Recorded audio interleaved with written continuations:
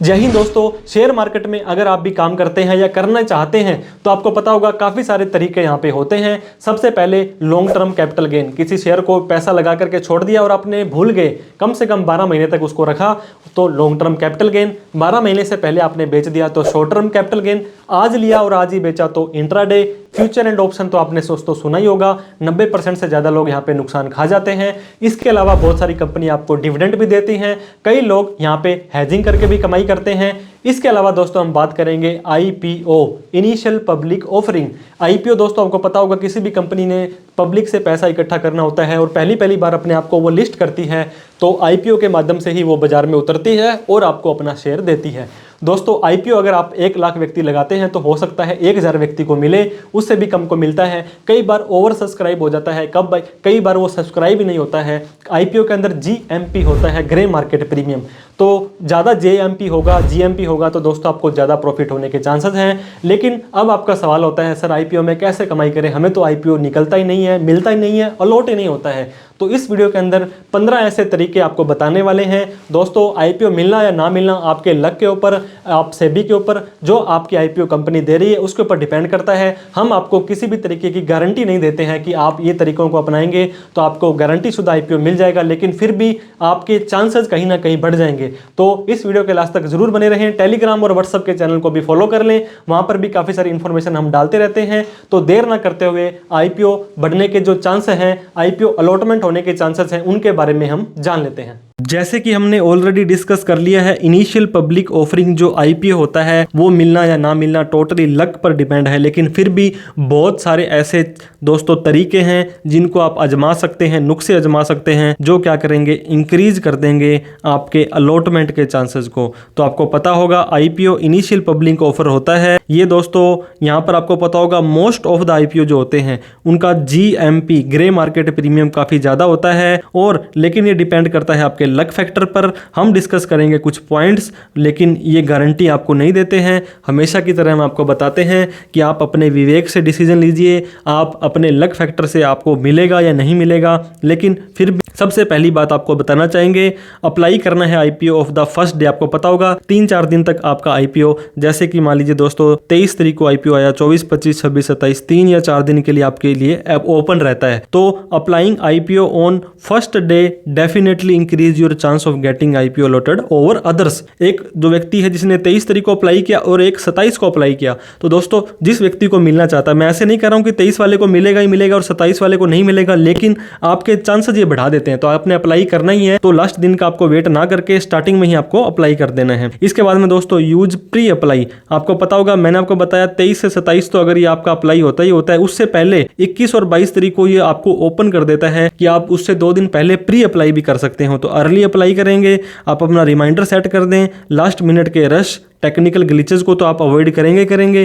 जब आपका स्टार्टिंग में ही अप्लाई हो जाता है तो कहीं ना कहीं आपको प्रेफरेंस देने की संभावना रहती है। शेयर होल्डर कोटा दोस्तों आपने सुना होगा बहुत बार कि आपके एक कंपनी है, जैसे कि SBI है और SBI लाइफ लेकर आई है, HDFC का शेयर होल्डर कोटा आ रहा है, NTPC का आ रहा था। तो इन्वेस्ट कर दें आप किसी भी पेरेंट कंपनी के अंदर। एक पेरेंट कंपनी है, इसकी 3 कंपनी है जो IPO लेकर के आ रही हैं। तो इस कंपनी में अगर आपका शेयर होगा तो आप उसके शेयर होल्डर हैं, तो आपको शेयर होल्डर कोटा के थ्रू आपकी जो लॉयल्टी को रिवार्ड किया जाएगा। शेयर होल्डर कुछ सर्टेन परसेंटेज किसी कैटेगरी में होता है दोस्तों। तो आप क्या कर सकते हैं, बहुत सारे केस में क्या होता है, नॉर्मल अप्लाई तो आप करेंगे IPO, एक शेयर होल्डर कोटा में अलग से भी कर सकते हैं। तो इस चीज का आप मेक श्योर करें। एक और इंपॉर्टेंट काम जो आपको करना है, फैमिली मेंबर्स के अकाउंट। दोस्तों आपको पता होगा आपके मदर, आपके फादर अगर कोई भी बिजनेस नहीं कर रहे हैं, ऑन रिकॉर्ड इनकम नहीं आ रही है, तो उनका पैन कार्ड तो बना ही होगा और पैन कार्ड के आधार पर आपको पता होगा ब्रोकर का अकाउंट खोल सकते हैं। Instead of applying only in your name, मान लीजिए आप एक ही अप्लाई कर रहे हैं,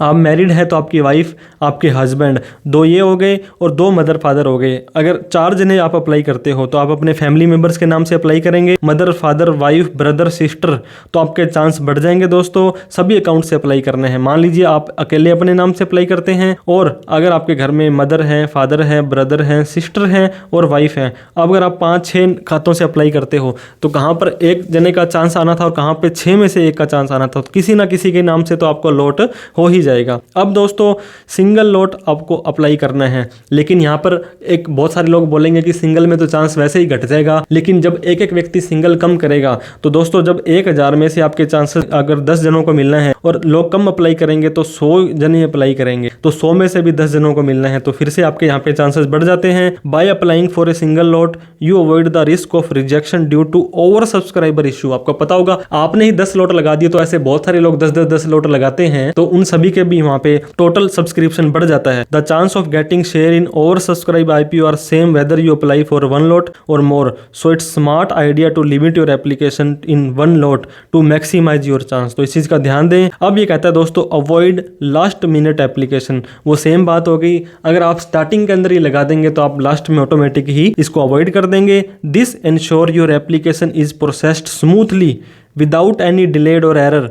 Early application has also avoid technical rejections that can occur when demand spike. अब आपको पता होगा लास्ट तारीख को आपका UPI, कई बार ऐसा होता है दोस्तों आपने अप्लाई कर दिया और आपका UPI का मैंडेट आया शाम को 5 बजे के बाद या जिस टाइम वर्किंग आवर्स था, और बाई चांस आपको उसको पेमेंट नहीं कर पाए या आपसे वो रिजेक्ट हो गया, तो आपको फिर से अप्लाई करना पड़ेगा और अप्लाई करने का टाइम वहाँ पे निकल गया है। तो लास्ट मिनट में ऐसा ना हो इसलिए आपको स्टार्टिंग में ही कर देना है। अब इसके बाद में select the cut off price. आपको पता होगा by opting the cut off price you're indicate your willingness to buy the share at the final price set by the company.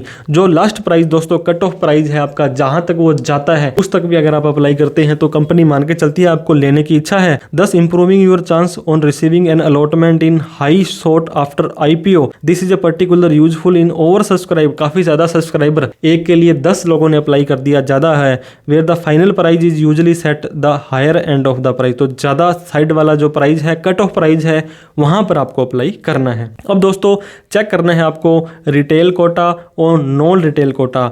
IPO often have separate quota for retail non retail investor.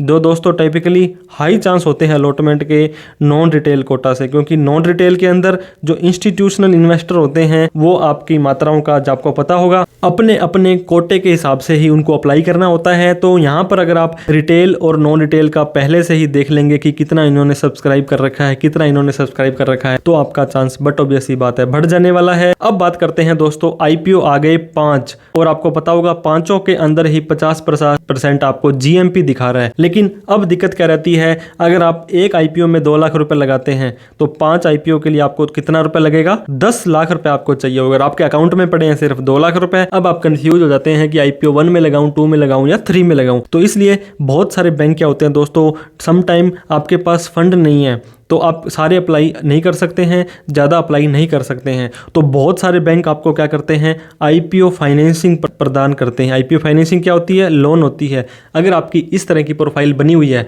आप bank वालों को satisfy कर सकते हो कि मुझे IPO लेने के लिए फाइनेंस चाहिए, तो बहुत सारे केस में दोस्तों आपको मिल जाता है। लेकिन ये है कि आपको जस्टिफाई, सेटिस्फाई उस बैंक को करना पड़ेगा। एक और दोस्तों नया जो चांस आपका बढ़ा देता है वो HUF हिंदू अनडिवाइडेड फैमिली। मान लीजिए आपके घर में एक आप है, आपकी वाइफ है, आपका एक बच्चा है मान लीजिए, तो बच्चा 18 साल से कम है। हालांकि 18 साल से कम के नाम भी खाता खुल जाता है, लेकिन मान लीजिए ये नहीं खुल रहा है, आप 2 ही जने हैं, दोनों आप गवर्नमेंट एम्प्लॉय या आपके नाम से खाता ऑलरेडी खुलवा चुके हो, तो आप दोनों तीनों मिलकर के एक HUF हिंदू अनडिवाइडेड फैमिली और खोल सकते हो।